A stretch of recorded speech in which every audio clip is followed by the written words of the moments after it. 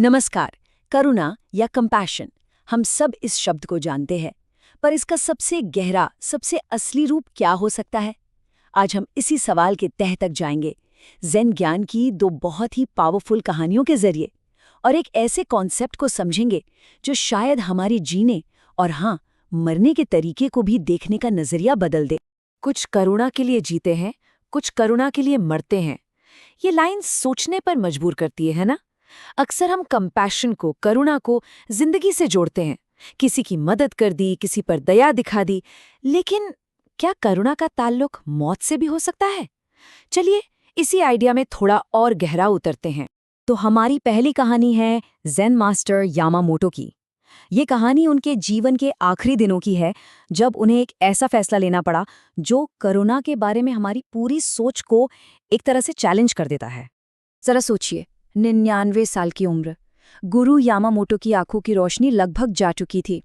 अब वो मठ में न तो पढ़ा सकते थे, ना ही किसी की मदद कर पाते थे, और उन्हें ये महसूस होने लगा कि वो अब कोई कंट्रीब्यूशन नहीं कर रहे, बल्कि एक बोझ बन गए हैं। और बस इसी एहसास ने उन्हें एक बहुत बहुत सख्त फैसला लेने पर मजबूर कर दिया। और उनका तर्क, उनकी रीजनिंग ज़ेन फिलॉसफी की ही तरह बिल्कुल सीधी और गहरी थी। उनका मानना था कि अगर वो इस कम्युनिटी की जिंदगी में कुछ वैल्यू ऐड नहीं कर सकते, तो उन्हें कम्युनिटी के लिमिटेड रिसोर्सेज पर बोझ भी नहीं बनना चाहिए। इसीलिए उन्होंने खाना बंद करने का फैसला कर लिया।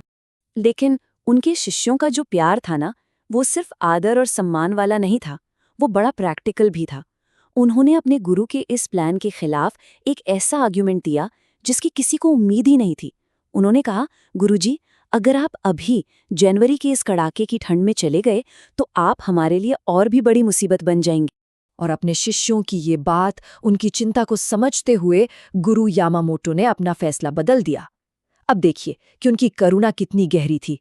वो दूसरों को अपनी मौत की वजह से होने वाली जरा सी भी तकलीफ नहीं देना चाहते थे, और इसीलिए उन्होंने फिर से खाना शुरू कर दिया। तो फिर गुरु यामामोटो ने क्या किया? उन्होंने जनवरी की उस ठंड में अपने शिष्यों की बात मान ली। उन्होंने इंतजार किया वसंत का, जब मौसम थोड़ा गर्म हो गया, और फिर गर्मियों में जब उन्हें पक्का यकीन हो गया कि उनके जाने से किसी को कम से कम तकलीफ होगी, उन्होंने दोबारा खाना बंद कर दिया। और इसके कुछ ही समय बाद वो बहुत शांति से इस दुनिया से चले गए। यामामोटो की ये कहानी हमें दिखाती है कि करुणा मौत के वक्त को भी कैसे बदल सकती है। अब हमारी जो दूसरी कहानी है, वो इसी आइडिया को एक कदम और आगे ले जाती है। ये कहानी एक ऐसे गुरु की है जो अपने आखिरी पलों में भी किसी पर बोझ नहीं बनना चाहते थे। तो ये गुरु अपने मृत्यु शैया पर थे, और तभी उन्होंने एक ऐसी अजीब सी बात कही जिसने सबको हैरान कर दिया। उन्होंने पूछा, मेरे जूते कहाँ हैं? ऐसा लगा जैसे उन्हें कहीं किसी सफर पर निकलना हो। उन्होंने अपने जूते मंगवाए, और जैसे ही जूते आए, उन्होंने ऐलान कर दिया, मैं शमशान जा रहा हूँ। जाहिर है उनके शिष्यों ने उन्हें उठाकर ले जाने की पेशकश की, पर उन्होंने साफ मना कर दिया। सोचिए, अपने आखिरी पलों में वो खुद चलकर शमशान तक गए, और वहां पहुंचकर उन्होंने शांति से अपना शरीर त्याग दिया। उनका इरादा बिल्कुल साफ था कि वो फिजिकली भी किसी पर बोझ न बने। तो इन दो जबरदस्त कहानियों से हमें क्या सीखने को मिलता है? असल में ये हमें एक ऐसे कॉन्सेप्ट से मिलवाती है जिसे ज़ेन ट्रेडिशन में असीम करुणा कहा जाता है। तो ये असीम करुणा है क्या? इसका मतलब है दूसरों को जरा सी भी, मतलब छोटी से छोटी भी तकलीफ न देने की इच्छा। और ये इच्छा इतनी स्ट्रांग होती है कि इंसान अपनी मौत को भी दूसरों की सहूलियत के हिसाब से एडजस्ट कर लेता है।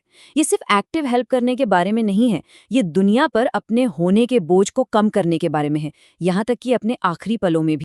और यहीं पर हमें नॉर्मल कंपैशन और इस असीम करुणा के बीच का एक बहुत गहरा फर्क समझ आता है। देखिए, पारंपरिक करुणा क्या है? दूसरों की मदद करना, एक्टिव होकर कुछ अच्छा करना। लेकिन असीम करुणा इससे एक कदम आगे की बात है। ये खुद को बोझ बनने से रोकने के बारे में है, एक ऐसी छाप छोड़ने के बारे में है जो पंख की तरह हल्की हो। तो एक बात साफ है, ये सिर्फ मौत के बारे में कोई आइडिया नहीं है। नहीं, ये तो जीने और मरने की एक पूरी फिलॉसफी है जो उपयोगी होने के प्रिंसिपल पर आधारित है। और इस फिलॉसफी का गाइडिंग प्रिंसिपल एक बहुत खूबसूरत बैलेंस है। मतलब जब तक आप केपेबल हैं, जब तक आप यूजफुल हैं दुनिया को, अपना सब कुछ दीजिए। अपना ज्ञान, अपना प्यार, अपनी सेवा।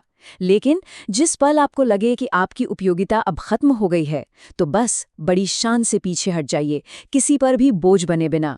बिल्कुल वैसे ही जैसे उन 2 ज़ेन मास्टर्स ने किया। और ये पूरी बात हमें एक आखिरी लेकिन बहुत गहरे सवाल के साथ छोड़ जाती है कि हमारे लिए एक यूजफुल जिंदगी जीने और फिर शांति से चले जाने का असल में मतलब क्या है। दूसरों के बारे में इतनी गहराई से सोचने का ये सिद्धांत हमारी अपनी जिंदगी और हम अपने पीछे जो लेगेसी छोड़कर जाते हैं उसको देखने के हमारे नजरिए को कैसे बदल सकता है।